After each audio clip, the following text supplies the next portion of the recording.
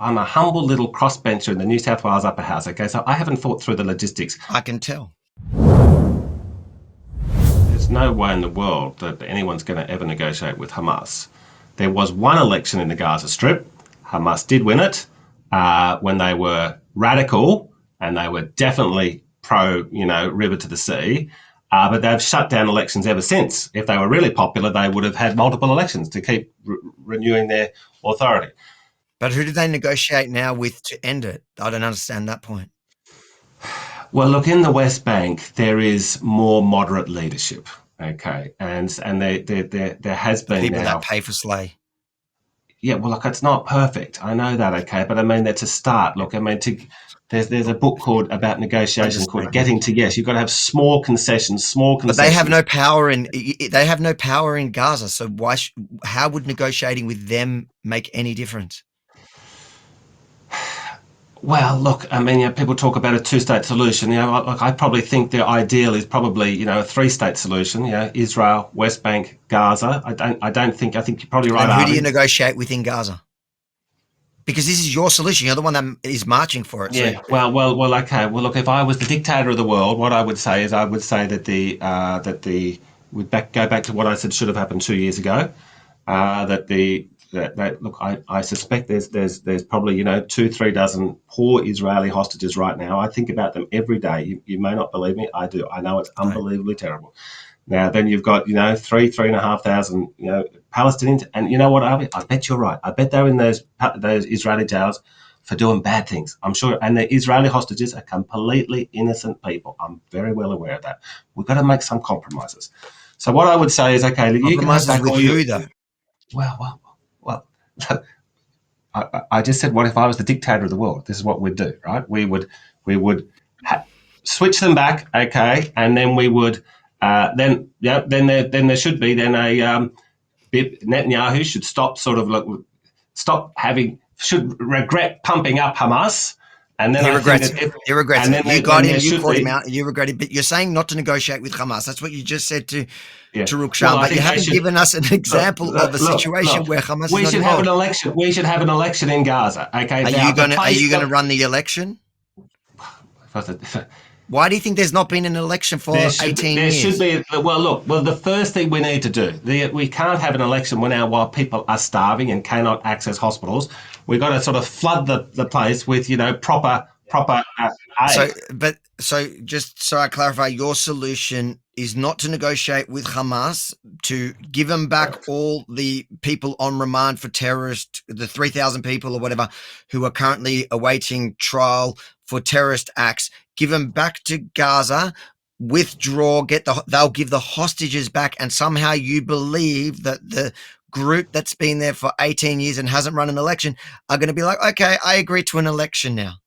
That's what you... Well, I would think that what would happen is that there would be, we could get the UN involved, okay, or something. Oh, they've been really great. We can't have an election for 6 months. Such a success in the Middle East. Look, we cannot have an election for 6 months. Are you naive or stupid? This doesn't make any sense. None of that makes sense. That's not a solution. That's not like a serious solution. That is what's your solution? A complete... What's your solution, Avi? Okay, I think the first step would be to prove to Gaza that Israel can have a permanent peace with the West Bank. That's quite doable. Okay, just like it is with Jordan and with Egypt. It's the best hope we've got. Okay, so hold on. So what's your new solution? Deal with the West Bank. How do they prove peace with the West Bank? So give me that scenario, because now you're changing it.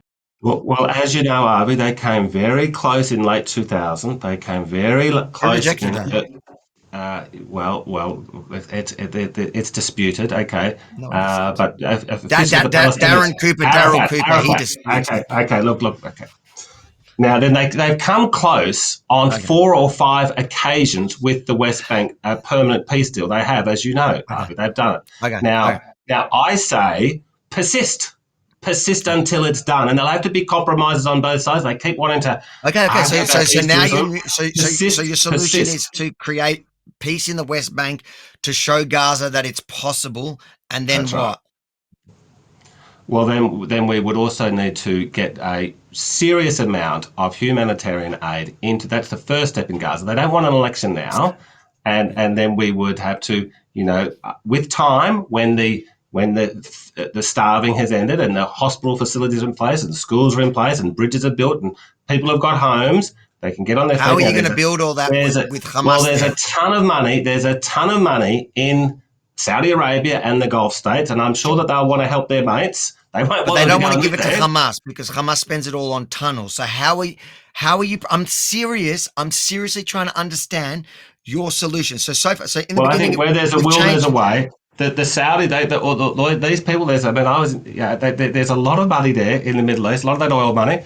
They can get the place on its feet for 6 to 12 months. You haven't thought it through. None of this you thought through. You're coming at it from a completely lefty, woke left, emotional position where it's like, I just want everyone to love each other. Avi, what's your solution? I think a lot of people are asking. Okay, so the two things that have to happen is release the hostages and Hamas lays down its arms. That can be done today. But you're not campaigning for Hamas to lay down their arms and give over the hostages. If they did that today, then that's it. The war's over. No more Palestinians have to suffer. No more Israelis have to suffer. And then they can rebuild Gaza into a beautiful place, and all the world, all the Arab world can get involved. In fact, this is the first time since October 7, last week, the Arab League actually condemned October 7 for the first time, while the rest of the Western world is talking about recognizing Palestine. The Arab League, Saudi Arabia, Qatar, the one that was funneling to Hamas, Egypt, all recognized and said that Hamas needs to lay down its arms. So why are the people that you rallied with on the weekend aren't calling for Hamas to lay down their arms and release the hostages so it can end? If you enjoyed this clip from my live 2-hour debate with John Ruddick, make sure to like, comment, then share it far and wide, and then head over to theopposition.show and watch the entire thing. Theopposition.show.